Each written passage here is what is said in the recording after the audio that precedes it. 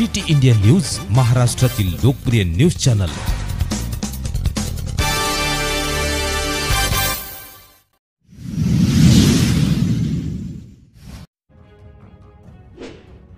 लाखोंच्या इलेक्ट्रिक तारांची चोरी करणारी टोळी जेरबंद, मुद्देमालासह 5 आरोपी अटकेत।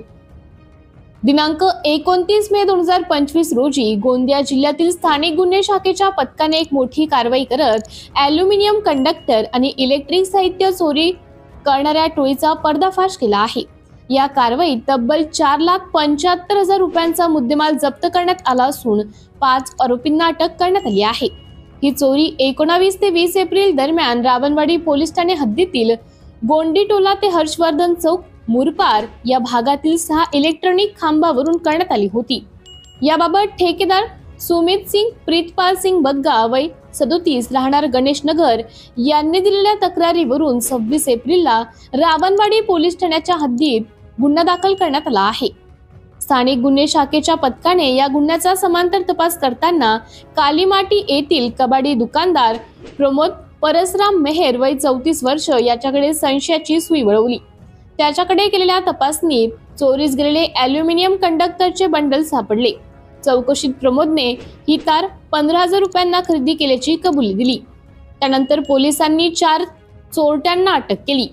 रामा दासराम मेश्राम वय 23, राजू भागू मेश्राम वय 31, अंकुश जगू मेश्राम वय 25 आणि महेंद्र लखन काबळे वय 19 राहणार बोदा तालुका आमगाव या आरोपींनी गुन्ह्याची कबुली दिली असून त्यांच्याकडून 3 मोठे ॲल्युमिनियम बंडल अंदाजे किंमत 4,50,000 रुपये तसेच electric earthing wire, channel extension wire, कब्जे किंमत 25,000 रुपये असा एकूण 4,75,000 रुपयांचा मुद्देमाल जप्त करण्यात आला आहे।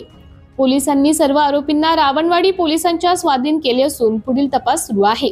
ही कारवाई पोलीस अधीक्षक गोरख भामरे, अप्पर पोलीस अधीक्षक नित्यानंद झा यांच्या सूचनेनुसार आणि पोलीस निरीक्षक दिनेश लबडे यांच्या मार्गदर्शनाखाली करण्यात आली। या मोहिमेत सहाय्यक पोलीस निरीक्षक धीरज राजूरकर आणि पोलीस अंमलदार विठ्ठल ठाकरे, प्रकाश गायधणे, दुर्गेश तिवारी, इंद्रजित बिसेन यांच्यासह अनेकांचे विशेष योगदान होते। रावणवाडी पोलिसांनी कारवाई दरम्यान विशेष सहकार्य केले।